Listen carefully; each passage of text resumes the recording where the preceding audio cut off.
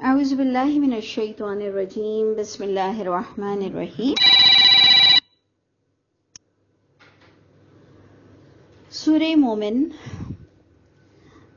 حامیم تنزیل الکتاب من اللہ، نازل کی جا رہی ہے، نازل ہوئی ہے کتاب من اللہ، اللہ تعالیٰ کی طرف سے، العزیز العلیم۔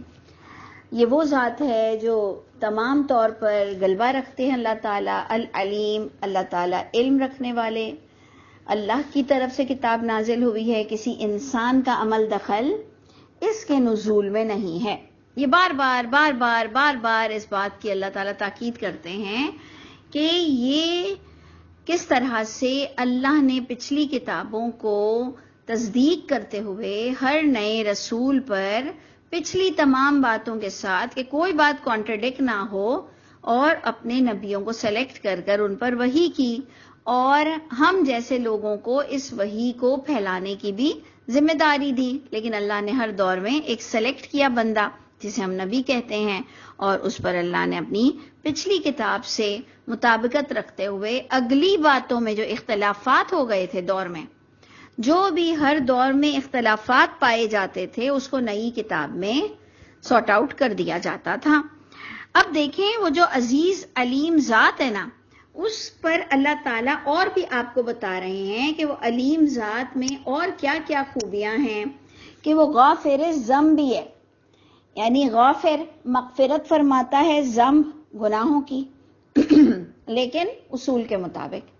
ہم نے یہ سب کے بریکٹ لگانے کیونکہ ہم انسٹیٹیوشنل لیول پر پڑھاتے ہیں، تو صرف ہم نے یہ نہیں بولنا ہے کہ اللہ غالب ہے، اللہ علیم ہے، اور اللہ غافر الذنب ہے، یعنی گناہوں کو معاف کرنے والے، مغفرت فرمانے والے۔ ہم کہیں گے اپنے لا کے مطابق، جس لا میں یہ قانون درج ہے کہ اللہ پھر معافی نامہ اپنی طرف سے بار بار جاری کر دیتے ہیں، لیکن فضول اللہ پکڑتے نہیں ہیں، فضول اللہ ہمارے کھاتے میں گناہ لکھتے نہیں ہیں، جبکہ اللہ ہمیں بیٹھے بٹھائے گریس مارکس ضرور دے سکتے ہیں، لیکن اللہ تعالیٰ ہمارے بیٹھے بٹھائے گناہوں میں اضافہ نہیں کرتے ہیں، نہ تقدیر میں لکھ کر بھیجتے ہیں، نہ ماں کے پیٹ سے بچہ گناہگار پیدا ہوتا ہے۔ تو غافر الذنب، گناہوں کو مغفرت فرمانے والا، قابل التوب، قبول کرنے والا توبہ کو۔ اب آپ نے دیکھا کہ ادھر ہی بلکہ بات آ گئی کہ تفسیر اس کی یہ ہوئی کہ غافر الذنب تب ہے جب توبہ قبول کی جائے گی۔ سمجھ آئی؟ اس کو ہم کہتے ہیں تفسیر القرآن بالقرآن۔ ابھی ایک لمحہ پہلے مجھے بھی آئیڈیا نہیں تھی کہ غافر الذنب کا ترجمہ قابل التوبہ میں ہے۔ سوچ لیجئے، اتنے سالوں سے بھی ہم پڑھا رہے ہیں، تو بار بار ہم تھوڑا مصروفیت سے بھاگتے دوڑتے بغیر تیاری کے جب کبھی ہم آ جاتے ہیں، تو ادھر آپ دیکھیں کہ خود بخود اللہ کی رحمت سے دماغ چلتا ہے کہ غافر الذنب کا معنی ہی تو قابل التوب ہے، اور قبول کرنے والا توبہ کو، وہ بھی لا کے مطابق اور قانون کے مطابق ہے کہ توبہ ایسے ہی تو قبول نہیں ہو جاتی۔ جو لوگ بیچارے غلط فہمی کا شکار ہیں، ہر چھوٹے بڑے دن لوگوں کو کہتے ہیں مجھے معاف کر دینا، مجھے معاف کر دینا، مجھے معاف کر دینا، مجھے معاف کر دینا۔ معافی تو ویسے اللہ دیتے ہیں، ویسے تو معافی اللہ دیتے ہیں۔ کیوں؟ کیونکہ اللہ علیم ہے کہ یہ شخص جو معافی مانگ رہا ہے یہ کتنا منافق ہے، یہ کتنا جھوٹا ہے، یہ کتنا ہوائی توبہ کر رہا ہے۔ وہ ایک ہوائی توبہ ہوتی ہے نا، کہ نہ دل میں شرمندگی، نہ دل میں اصلاح کا سوچ، نہ اپنے گناہوں پر نیکسٹ ٹائم نہ کرنے کا وعدہ، بس یوں ہی ایک عادت ہو گئی ہے ہماری کہ ہم جس کو بڑی راتیں سمجھتے ہیں، ہم جب سفر سے جا رہے ہوتے ہیں، ہم جب بھی بس معافی مانگ لیتے ہیں، ہمارا آگے سدھرنے کا کوئی پلان نہیں ہوتا، ہمارا آگے سدھرنے کا کوئی پلان نہیں ہوتا۔ تو یاد رکھیے گا کہ یہ ہوائی توبہ ہے، اور یہ نہ انسان کے معاف کرنے پر معاف ہوگی، جو ہم کہتے ہیں نہیں، جیسے لوگ اللہ معاف کرے، اللہ رحم کرے، اچھی بات ہے، ویسے تو پازیٹیو ہے، لیکن مجھے یہ بات دل پر نہیں لگتی کہ ہم میت اٹھانے سے پہلے کہتے ہیں کہ بھائیوں بہنوں سب معاف کر دو۔ اچھی بات ہے، بہت اچھی بات ہے، اور بولنا چاہیے، چلیں ٹھیک ہے، لیکن میں سمجھے کہ میں میت ہوں، ٹھیک ہے، اب سب کو کہا جا رہا ہے کہ جی بھائیوں بہنوں اسے معاف کر دو، تو میت کو چاہیے کہ وہ پہلے ہی اپنے اللہ سے معافی کرا لے، کیونکہ اس کا اگر بہت سینسیٹیو گناہ ہے، اس نے اگر بہتوں کو رلایا ہے، وراثت کھا کے مری ہے اور دکھا کر مرا ہے، شرک پر مرا ہے، منافقت پر مرا ہے، دوگلی حرکتیں تھیں اور بہت بڑے گناہ کیا ہے کہ جس کی معافی ایسے ہی بولنے سے نہیں ہو جائے گی، وہ تو رب تعالیٰ کے یہاں ہی بس اب فیصلہ ہوگا، کہنے سے کچھ نہیں ہو جاتا بندے کو خود کو سوچنا چاہیے کہ مجھے لوگ معاف کر دیں، دیٹس گڈ، چلیں ٹھیک ہے، گڈ، بہت اچھی بات کہ لوگ معاف کر دیں، لیکن مجھے تو بہت ڈر لگتا ہے کہ کیا اللہ نے معاف کیا جو تم نے رلایا تھا، جو تم نے ستایا تھا، جو تم نے حق مارا ہے؟ کیا رب تعالیٰ نے معاف کیا ہے کہ بندے کی معافی سے تم بہت سیٹسفائی ہو رہے ہو؟ تو اس لیے میں کبھی بھی بندے کی دی ہوئی معافی سے میں سیٹسفائی نہیں ہوتی، مجھے ایسے ہوتا ہے کہ میرا رب معاف کر دے تو تب جا کر بات بنتی. اور یہ بھی یاد رکھیے گا کہ معافی مانگنا ایتھیکلی سب کو جائز ہے، اسی لیے ہم نماز جنازہ میں سب کے لیے معافی کا دعا مانگتے ہیں. لیکن یہ بھی یاد رکھنے والی بات ہے کہ اللہ نے اپنے نبی کو بھی کہا کہ آپ بھی بخشش کی دعا مانگیں، تمام لوگ بھی ایک دوسرے کے لیے دعا مانگیں، اپنے لیے بھی مانگیں، لیکن اللہ نے کلیئر کہہ دیا کہ دعا تو اللہ قبول کرتے ہیں، توبہ تو اللہ قبول کرتے ہیں، اور اللہ فرماتے ہیں کہ ہم جانتے ہیں تمہارا چلنا پھرنا. اللہ نے اپنے نبی سے کہا فَعْلَمْ أَنَّهُ لَا إِلَهَ إِلَّا اللَّهُ، یہ آپ کو سورہ محمد میں ملے گا کہ اچھی طرح جان لو أَنَّهُ لَا إِلَهَ إِلَّا اللَّهُ، کہ اللہ کے سوا کسی کے پاس کوئی اتھارٹی نہیں. وَغْفِرْ لِذَنْبِكَ، یعنی نبی سے کہہ رہے ہیں نبی آپ بھی اپنی کوتاہیوں پر معافی مانگا کریں. وَلِلْمُؤْمِنِينَ وَالْمُؤْمِنَاتِ، مومن مومنات کے لیے بھی آپ معافی کی دعا مانگا کریں. لیکن وَاللَّهُ يَعْلَمُ مُتَقَلَّبَكُمْ وَمَثْوَاكُمْ، اللہ خوب جانتا ہے ان کا چلنا پھرنا کہ وہ معافی کے قابل ہیں بھی کہ نہیں. تو میں صرف اتنا کہنا چاہتی ہوں، میں ویسے بھی پازیٹیو رہنا چاہتی ہوں اور میں نہیں چاہتی انتشار پھیلاؤں، لیکن یہ اتنی سینسیٹیو بات ہے کہ خدا را آپ اور میں خود اللہ سے اچھے بن کر معافی مانگ لیں اور حق ادا کر دیں. تو پھر کوئی معافی کرے نہ کرے، ہمارا تو پچھلا یہ ٹاپک تھا کہ یا عبادی الذین اسرفوا علی انفسہم، کہ جن لوگوں نے انتہا کر دی گناہوں کی وہ بھی مایوس نہ ہوں کہ اگر ان کو بھی لوگوں نے معاف نہیں کیا، وہ بھی مر گئے معافی مانگے بغیر. تم اللہ کو اچھے بن کر دکھا دو، اللہ معاف کر دیں گے. تم اچھے بن کر دکھا دو، اللہ تمہیں معاف کر دیں گے. اللہ کو ہر مظلوم کا عطا پتہ ہے، اللہ اس کو بھی اس کے ریوارڈز دیں گے، لیکن تم پہلے اپنے معاملے میں سیریس ہو جاؤ. تو اس لیے غور کیجئے کہ غافر الذنبی وقابل التوبی بہت گہری بات ہے، بہت گہری بات ہے، اس کو آپ نے اور میں نے سمجھنا ہے. اور پھر آ گیا شدید العقاب. تو یہ کوئی نیگیٹیوٹی نہیں پھیلائی جا رہی، کوئی انتشار نہیں پھیلایا جا رہا. یہ رب تعالیٰ کی کتاب آپ کو اللہ اپنا پورا تعارف کرا رہے ہیں، انٹروڈکشن اللہ کا کہ میں سب کچھ ہوں، لیکن یاد رکھنا میں شدید العقاب بھی ہوں، بہت جلد سزا دینے والا ہوں، بہت سخت سزا دینے والا ہوں. ذی الطول، اور بڑا طویل طول دینے والے بھی ہیں اللہ تعالیٰ، ڈھیل دینے والے بھی ہیں اللہ تعالیٰ، لیکن جب ڈھیل ختم ہو جائے تو بہت ہی سخت پکڑنے والے بھی ہیں. لا الہ الا ہو، ساری آبزرویشن اللہ کے پاس ہے. تو اس لیے کوئی کیا بولے گا اللہ کے بیچ میں، کوئی کیسے بول سکتا ہے اللہ کے بیچ میں؟ کیا یا تو مان لو انبیاء کرام غیب جانتے تھے، انبیاء کرام کو کبھی موت نہیں آتی ہے، انبیاء کرام ہر نفس پر نگہبان ہیں، یا تو تم اپنا عقیدہ یہ بنا لو اللہ معاف کرے، جو کہ شرک سے بہت قریب ہے. تو لا الہ الا ہو، تمام اتھارٹی اللہ کے پاس ہے. الیہ المصیر، اسی اللہ کی طرف لوٹنا ہے. تو وہ تمہیں بتائے گا کہ اس نے تمہیں کئی بار اپنا تعارف کرایا. اگر تمہیں سمجھ نہیں آتا، تم شرک کر کے اللہ کے پاس جاؤ گے تو پھر کالا چہرہ نہیں ہوگا تو پھر کیا ہوگا؟ پھر حسرت کرنا تو کوئی تک نہیں ہے نا. اللہ نے وہ سارا اپنے آپ کو اللہ نے بتا دیا کہ میں نے یہاں تم کو معافی دے دینی ہے، لیکن اگر تم گناہگار ہو کر میرے پاس آئے، یعنی اگر تمہاری موت گناہ پر ہوئی تو پھر مجھ سے ایکسپیکٹیشنز مت رکھنا۔ اب یہاں تک ہماری آیت نمبر 3 تک بڑا خوبصورت ٹاپک رہا۔ اب جناب آیت نمبر 4 سے آپ ایک اور ٹاپک نکالیے، ما یجادل فی آیات اللہ، نہیں جدال کرتے ہیں اللہ کی آیتوں کے بارے میں، الا الذین کفروا، سوائے وہ لوگ جن کی عادت ہے کفر کرنا، وہ لوگ جدال کرنے میں لگے رہتے ہیں۔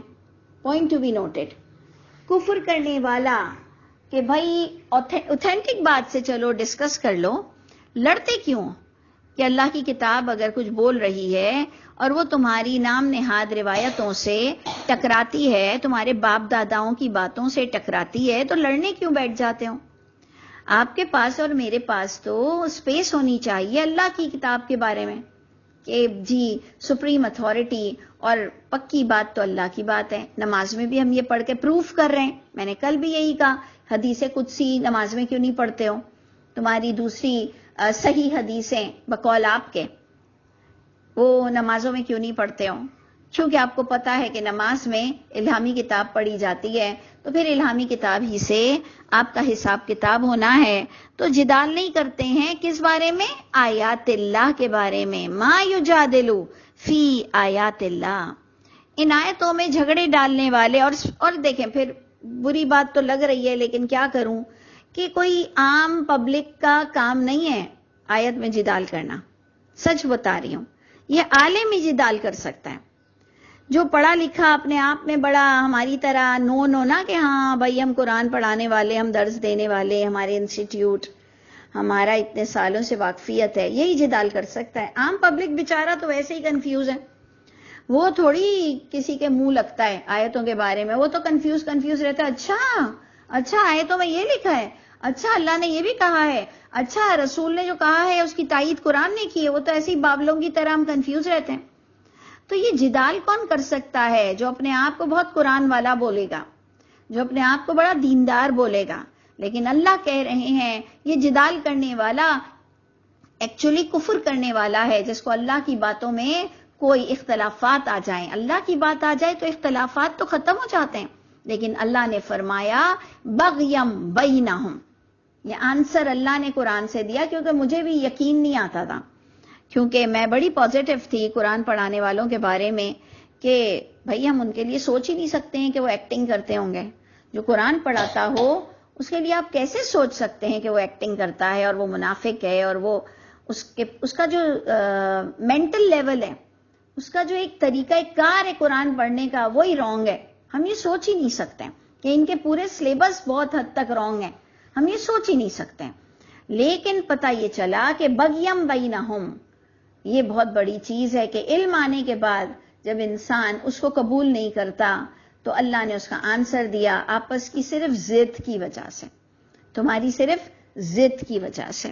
تو ادھر غور کر لیجئے کہ کفر کرنے والا وہی لڑے گا، نہیں تو کافر کبھی بھی نہیں لڑ سکتا، اس کے اندر جس کے اندر کفر نہیں بھرا ہوا وہ کبھی نہیں لڑے گا۔ تو اے نبی آپ لوگوں سے امپریس مت ہوئیے گا۔ اس سے دیکھیں ایک تھرڈ پوائنٹ جو میں نے آپ سے کہا نا آیت نمبر 4 میں ایک بڑی انٹلیکچول پوائنٹ آ رہا ہے کہ ایک تو کفر کرنے والا اللہ کی آیتوں سے جھگڑے ڈالتا ہے کہ نہیں جی ایسا نہیں ہے، یہ پاگل ہیں، یہ مجنون ہیں، یہ جھوٹے ہیں، اللہ کی کتاب میں لکھا ہے، کھولنے کا بھی ٹائم نہیں، بیٹھنے کا بھی ٹائم نہیں، بس الزام لگانے کا ٹائم ہے۔ اور پھر اللہ نے سیکنڈ پوائنٹ کیا بتایا کہ ان کی خوشحالی دیکھ کر اے نبی آپ دھوکے میں نہ آ جائیے۔ اس سے بات کی پتہ چلی کہ کفر کرنے والا، قرآن کا کفر کرنے والا، الہامی کتاب کا کفر کرنے والا بھی بڑا شاد و آباد ہوتا ہے، بڑا خوبصورت ہوتا ہے، بڑا پھلا پھلاوا ہوتا ہے، بڑا پیسے والا ہوتا ہے، بڑا روب والا ہوتا ہے۔ اس لیے ہمیں بالکل امپریس ہونے کی ضرورت نہیں، نہ ان کی خوبصورتی سے، نہ ان کے اوبیڈینٹ بچوں سے، نہ ان کے پیسوں سے۔ تو اللہ اپنے نبی کو یہ تلقین کر رہے ہیں کہ فلا یغررک، گر جو ہم کہتے ہیں نا ما غرک بربک الکریم، گر، تو اے نبی دھوکے میں نہ ڈال دے آپ کو تقلبہم فی البلاد، ان کی چال ڈھال، ان کا اٹھنا بیٹھنا، ان کی ریپوٹیشن، یہ الیٹ کلاس، یہ آپ کو دھوکے میں نہ ڈال دے کہ جب یہ اتنے گناہگار ہیں اور یہ اتنے بڑے کافر ہیں تو اللہ نے اتنا نوازا ہوا کیوں ہے. یہ دیکھ لیجئے ہم پوائنٹ ٹو پوائنٹ آ رہے ہیں کہ اللہ نے جو ضروری سمجھا ہماری سائیکالوجی پر ڈسکس کرنا تو اس کو ہمیں ڈسکس کرنا پڑے گا کہ ہو سکتا ہے کہ یہ باتیں بہت فائدہ دے دیں. ایکچولی میرے وہ کویسچن ختم ہو گئے کیونکہ جو نیا دین میں آتا ہے نا اس کا پہلا کویسچن بیچارہ بڑا معصوم ہوتا ہے. جو نیا دین میں آتا ہے وہ بہت انوسینٹلی پوچھتا ہے کہ جب یہ گناہگار ہیں تو اللہ انہیں اتنا نواز کیوں رہے. یہ بچے کے بھی دل میں آتا ہے کہ جب یہ چیٹنگ کرتے ہیں, جب یہ چکر چلاتے ہیں, جب یہ بے حیائی کرتے ہیں تو ممی یہ پاس کیسے ہو جاتے ہیں, یہ اللہ ان کو اتنا دے کیوں رہا ہے. یعنی یہ چھوٹے بچوں سے لے کر بڑوں تک کا جو انوسینٹ ہے, جس نے قرآن نہیں پڑھا, اس کے دل میں یہ خیال ضرور آتا ہے لائف میں کہ پھر اللہ گناہگاروں کو نوازتے کیوں ہیں. تو ہم کہیں گے یہ تو اللہ کی بات ہے. یہ اللہ نے قرآن ہی میں کہا ہے کہ نمدھا الائی وہا الائی, ہم تو مدد کریں گے. اور آپ دیکھتے نہیں ہیں کہ جو چوری کا پلان کرتا ہے وہ چوری کر سکتا ہے, جو زنا کا پلان کرتا ہے وہ زنا کر سکتا ہے, جو جھوٹ کا پلان کرتا ہے وہ جھوٹ بول سکتا ہے. تو اللہ نے تو کہا ہے کہ اللہ تمہاری کوششیں دیکھتے ہیں. ٹھیک ہے, اللہ نے تمہیں اختیارات دیا ہے, تمہارے لیے اللہ اسپیس کو کھلا رکھتے ہیں. اور پھر انشاءاللہ اللہ کرے کہ نیک لوگوں کو بیچ درمیان میں ہی ہوش آ جائے اور وہ اللہ سے دوستی کر لیں, معافی مانگ لیں. تو اس لیے بہت غور کیجئے کہ کسی کے لیے بھی برا نہیں سوچنا کہ اللہ ان کو جلدی پکڑیں. اللہ نے اپنے نبی سے بھی کہا کہ کسی کے لیے بھی آپ کو جلدی نہیں کرنی, سب لوگ اللہ کے آبزرویشن میں ہیں.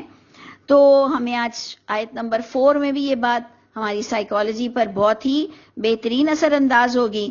اب جناب برے لوگوں کا انجام بتایا جا رہا ہے کہ جو جدال کرتا ہے, جو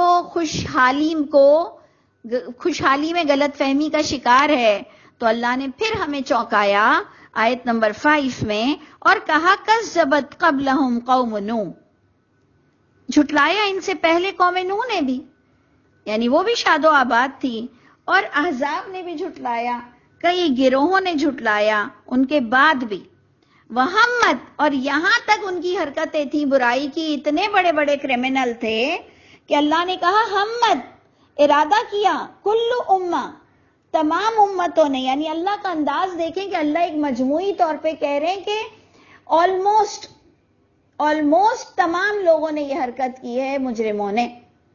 تو بات یہ ہو رہی ہے کہ ہمت کل امہ, اللہ تعالیٰ سب کی برائی, سب کا برا انجام بتاتے ہوئے کہہ رہے ہیں کہ ارادہ کیا تمام امتوں کے لوگوں نے بھی رسولہم, اپنے رسولوں کے ساتھ, کہ لیا خذوہ, ان کو پکڑیں, وجادلوا, اور ان سے جدال کریں. دیکھیں پہلی بھی آیت ہماری کیا تھی, جدال والی تھی کہ جھگڑا تو قرآن پڑھانے پر تم سے کیا ہی جائے گا, تمہارے اپنے گھر والے ہی پہلے تمہارا گلا پکڑیں گے.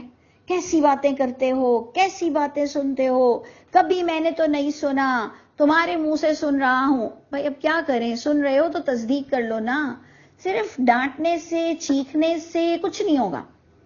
دیکھیں اس لیے میں کہتی ہوں ہمت رکھو کہ یہ کسی کی چیخ والی آواز سے ڈرنے کی کیا ضرورت ہے. چیخو, جتنا چیخنا ہے چیخو. بھائی علم حاصل کرنا ہے تو بیٹھو, نہیں تو جہاں تم چیخ سکتے ہو, جہاں تم ضدی ہو, تو پھر میں میرے رب کے لیے کیوں نہیں ضدی ہوں. تو اس لیے جدال کرنے آ جاتے تھے لوگ اپنے رسولوں کے ساتھ کہ رسولوں نے انبیاء کرام سے جو جھوٹی ان کی باتیں منسوب تھی, ہر دور میں لوگوں نے اللہ کی کتاب کے خلاف بڑے پروپیگنڈا, بڑے سازشیں, بڑی کتابیں چھاپی ہوئی ہیں, ہر دور میں ہوا ہے. تو اللہ تعالیٰ بھی ہم کو بہت ہی نارملی بتا رہے ہیں کہ ارادہ کیا تمام امتوں نے اپنے رسولوں کے ساتھ کہ لیا خذوہ, انہیں پکڑیں, اور کیا کریں, پکڑ کر جدال کریں, ان سے لڑیں, کہیں نہ کہیں ان کے پوائنٹس کو ریس کریں. بالباطل, کس طرح سے لڑیں, باطل کے ذریعے سے لڑیں.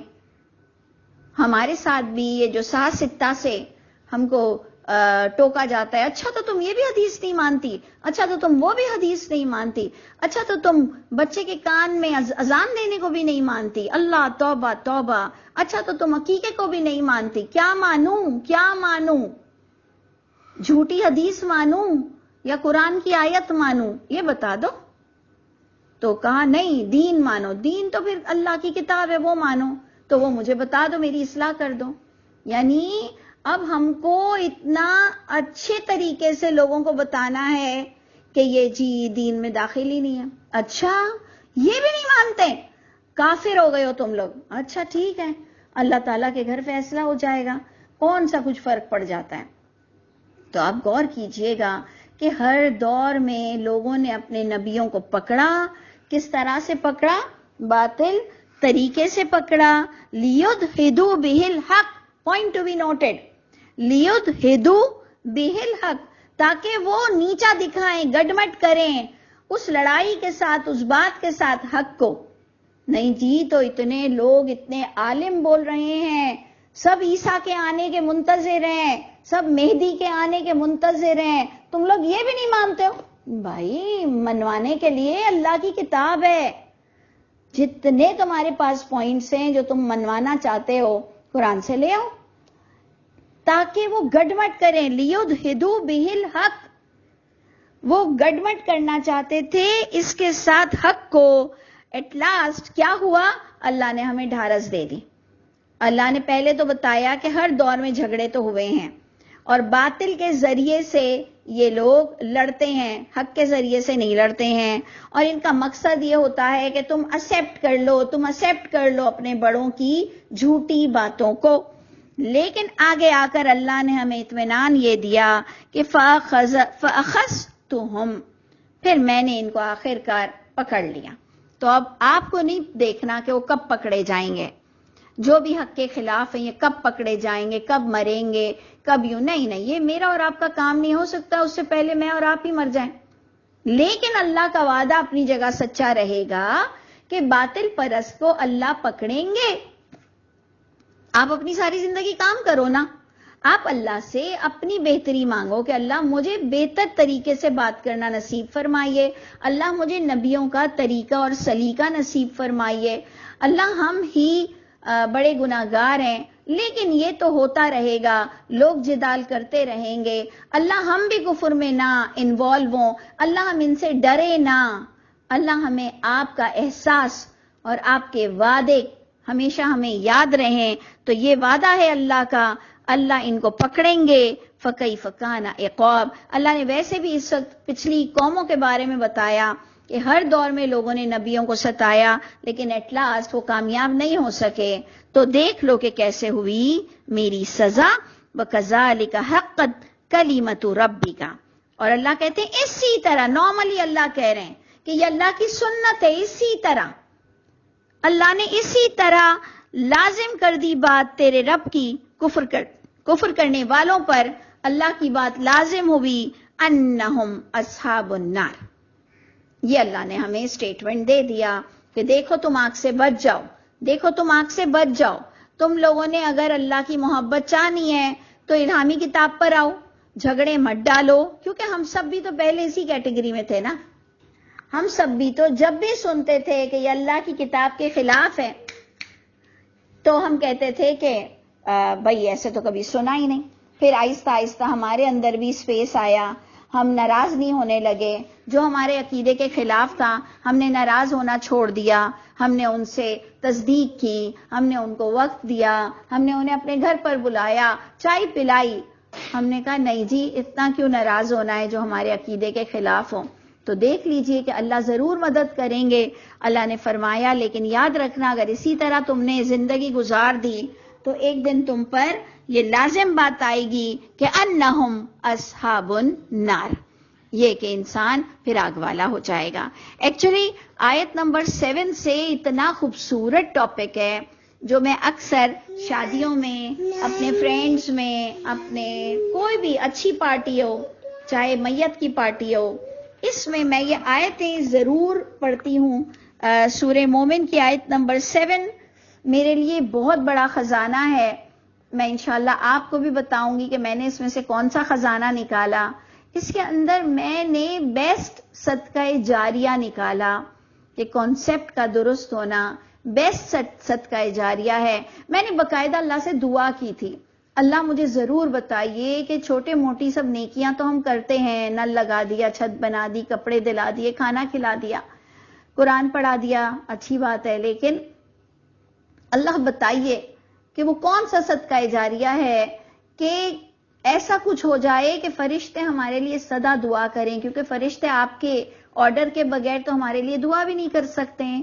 تو آپ نے اگر ٹائم ملے آج تو میری کلاس سے پہلے تو ایک بار ضرور یہ آگے کی آیتیں پڑھیے گا کہ مجھ کو اللہ نے نواز دیا یہ آیتیں دے کر کہ بیسٹ صدقہ جاریہ وہ ہے جو زندہ ہے اور توبہ کرتا ہے اور نیک اعمال کرتا ہے اور اس کا نام نیک لوگوں میں، گڈ پیپل کی لسٹ میں جاتا ہے، اور پھر وہاں سے فرشتے اللہ کے حکم سے اس کے لیے، پھر اس کے والدین میں جو اچھے ہوتے ہیں اس کے لیے، پھر اس کے بچوں میں سے جو اچھے ہوتے ہیں اس کے لیے، یعنی ایک چین پوری مجھے مل گئی آیت نمبر 7 سے کہ اگر آپ کے اندر شرک نہیں ہے اور اگر اللہ نے آپ کو ٹیسٹ کر کے کامیاب کر دیا ہے ابراہیم علیہ السلام کی طرح، تو آپ کے لیے ایک صدقہ جاریہ سٹارٹ ہوگا جو آپ کے مرنے کے بھی بعد جاری رہے گا، اور سور پھونکنے کے دن تک وہ دعائیں آپ کے لیے چلتی رہیں گی۔ تو انشاءاللہ ضرور پڑھیں گے، اللہ نے چاہا تو انشاءاللہ یہاں پر سٹاپ کرتے ہیں۔ سبحان ربک رب العزت عما یصفون وسلام علی المرسلین والحمد للہ رب العالمین۔